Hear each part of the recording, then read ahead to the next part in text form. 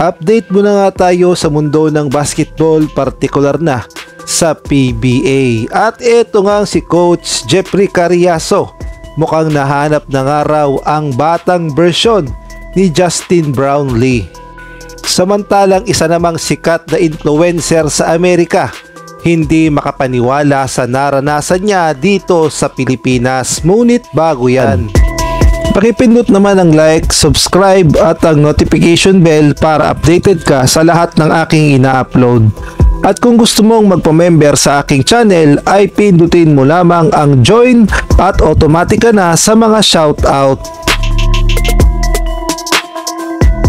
Shoutout muna tayo kay Ronald Verbosidad, Catherine Vigilia, Jobel Orot, Mario Martir, Kuya Moto TV, Edmond Cubal Supnet, Ronald Verbosidad, Jamie Amadar.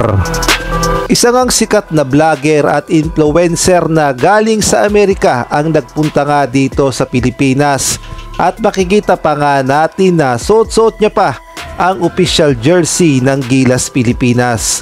At siya pala ay si iShow Speed.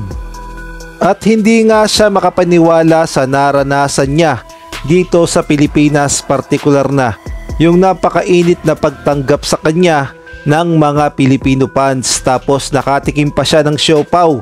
Dito nga ay niloko siya dahil sabi nga ng mga Pilipino ay miyaw-miyaw o pusa ang kanyang kinakain, kaya naman nag-react siya ng todo.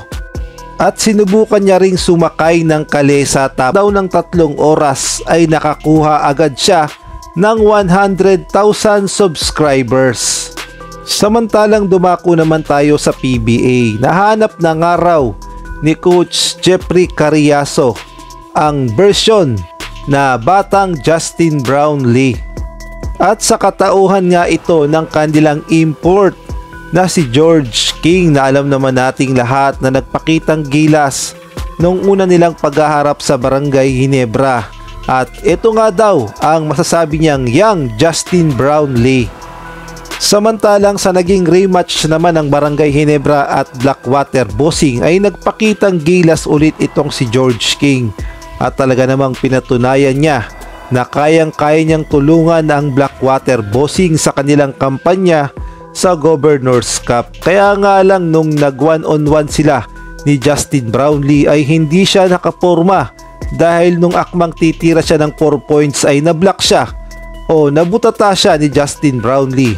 Sa ngayon nga si George King ay may edad ng 30 anyos, samantalang si Justin Brownlee naman ay 37 years old. At kung kayo naman ang tatanungin, sa tingin nyo, si George King na ba ang batang version ni Justin Brownlee? Maaari kayong magbigay ng komento sa comment section.